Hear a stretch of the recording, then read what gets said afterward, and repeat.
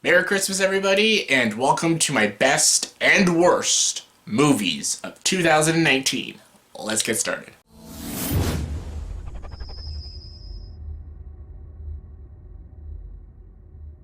Hey everyone, welcome to the top 10 list. Welcome to my top 10 best or personal favorite movies of 2019. 2019 has come to an end. Thank God. This has been a rough year, not just for movies, but just life in general, and just there's been a lot of really bad shit I had to go through, movies and everything, and just I'm glad this year is over. But luckily by the end of this year we had a lot of great hidden gems, great films that I just really loved, and thank God for that, because when it was around September time I didn't think we were going to get anything good, but lo and behold, we got some good Oscar season films, and I'm excited to talk about these films. Again, here's my personal favorite list. Just personal, just saying. So let's get to it. And as always, for our top 10 list, you gotta have your, honorable mentions. And my honorable mentions are Dragon Ball Super Broly, How to Train Your Dragon 3, The Hidden World, Booksmart, Rocketman, Toy Story 4, Joker, The Farewell, 1917, and Dr. Sleep. Great films, just couldn't make the top 10 list. But what did make my top 10 was my number 10. My number 10 is The Lighthouse. The Lighthouse may not be the most watchable film. I don't even know if I'll even watch it again, but I loved it. It was a really compelling, original film. Really weird, very gothic, very just out there. Robert Pattinson and Willem Dafoe both give amazing Oscar-worthy performances. It's got really funny scenes, really spooky scenes, really messed up scenes, and just an interesting movie about two guys just going crazy.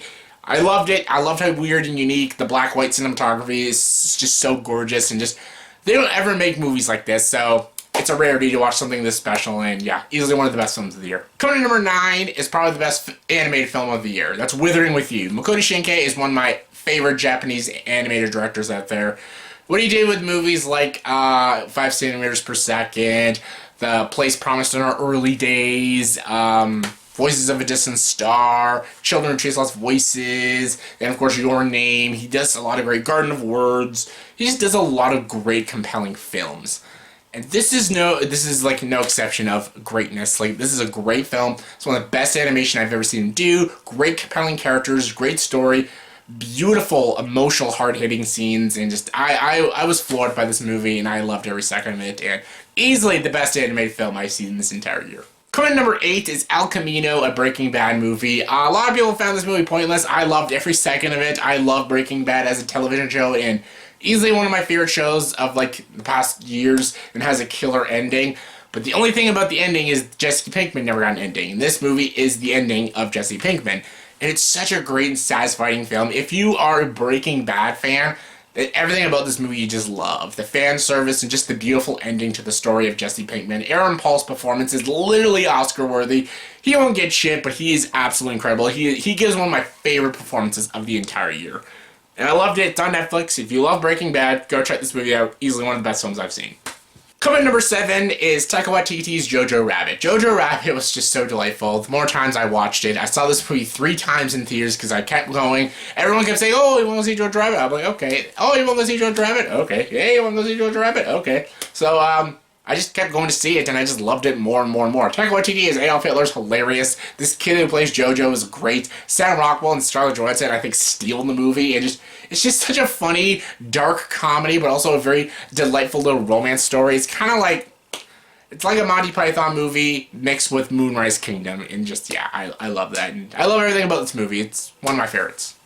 Coming in number 6 is probably the best foreign language film of the entire year. One of my favorites. That's Parasite. Parasite is directed by Bong Joon-ho, the guy who gave us like Snowpiercer, The Host, and stuff. I think this is his best film. It's a terrific movie about society and interesting people of the upper class and low class. I think it has truly riveting performances, spectacular direction, incredible cinematography, and it absolutely blew me away. And it's one of my front runners to win Best Picture at the Oscars. And yeah, Parasite. If you haven't seen it yet, definitely check it out. Coming number 5 is Avengers Endgame. Yes, you gotta have a comic book movie on there, and this year wasn't amazing when it came to comic book movies, but Endgame delivered all the goods and then some.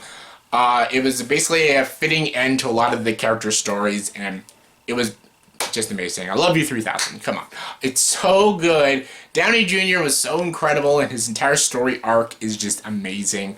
The fight sequences, especially in the third act, it was just mind-blowing. The visuals were fantastic. They did time travel in a really cool way. Just seeing all these characters all reunite in this film was just amazing, and I actually liked it more than Infinity War, and just, yeah. Endgame, what a great film. Coming number 4 is Martin Scorsese's The Irishman. The guy that was bashing the Marvel films made one of the best films and just beat out a Marvel film for me. I think Martin Scorsese is one of the greatest living filmmakers, and this film just proves otherwise. He is a truly gifted storyteller and a good... Can't even talk right now. He's a great director. He knows how to craft and execute a film beautifully. It's a very well structured piece. The de-aging was really cool. It's a little noticeable, but still done well. De Niro's amazing. Joe Pesci's fantastic. Good to see him back. Al Pacino, I think, is the show stealer. He is fantastic. And yeah, I just love this movie. It's a 3.5-hour film, but it flew by. It's just great. Coming number 3 was actually another Netflix movie. That's Noah Baumbach's Marriage Story. Marriage Story was one of the most heartbreaking films I saw this entire year. Adam Driver and Scarlett Johansson are both amazing about these this married couple that is about their marriage, and it's slowly falling apart, and it is just heart-wrenching to watch. Both Driver and Scarlett Johansson give truly riveting performances, and it's just heartbreaking to watch, and it's just such a human film. It's one of the most humanistic and relatable films of the entire year, and just, yeah, I loved it. Coming number 2 is a film I regretted not giving a perfect score, because I saw this movie a second time in theaters, and it blew me away even more. I loved it the first time, loved it even more the second time. That's Ford vs. Ferrari. Ford vs. Ferrari was just such a great, riveting story. Both Christian Bale and Matt Damon probably give some of my favorite performances of the entire year. I think James Mangold's direction is top-notch. I think the racing sequences are just amazing. I think this was even better than the movie Rush, and I love the movie Rush, but I love everything about it. And if we're talking about frontrunners, I think this is a frontrunner, and I'd actually love to see it even win. Well, that's my number 1, and I think you'll know what my number 1 is. And my number 1 favorite movie of 2019 is Quentin Tarantino's Once Upon a Time in Hollywood. Once Upon a Time in Hollywood is not only my favorite film, but it's probably better than any film of last year. I think this is a terrific film. This is a cinema lover's dream. It's just a movie about filmmaking and stuff. And it's also about the Manson murders, but it's a lot about filmmaking and this actor and his best friend who's his stunt double and them living their lives in Hollywood. Both Leo and Brad are both incredible. I think Brad Pitt is the best movie character of the entire year as Cliff Booth.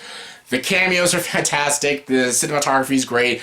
The last 40 minutes is some of the greatest ending sequences I've seen. It's just so great. And just no movie's been able to top Hollywood. No movie. Right when it came out, it was my favorite movie of the entire year, and no movie beat it. And it still holds ranked as my number 1 favorite movie of 2019. So that's my top 10 favorite or best movies of 2019 in my opinion. So in the comment section below, please tell me, what are your top 10 favorite films of this entire year? Give me your thoughts and opinions, comment below, let me know. And as always, if you like this video, please subscribe to the channel and join the dark side.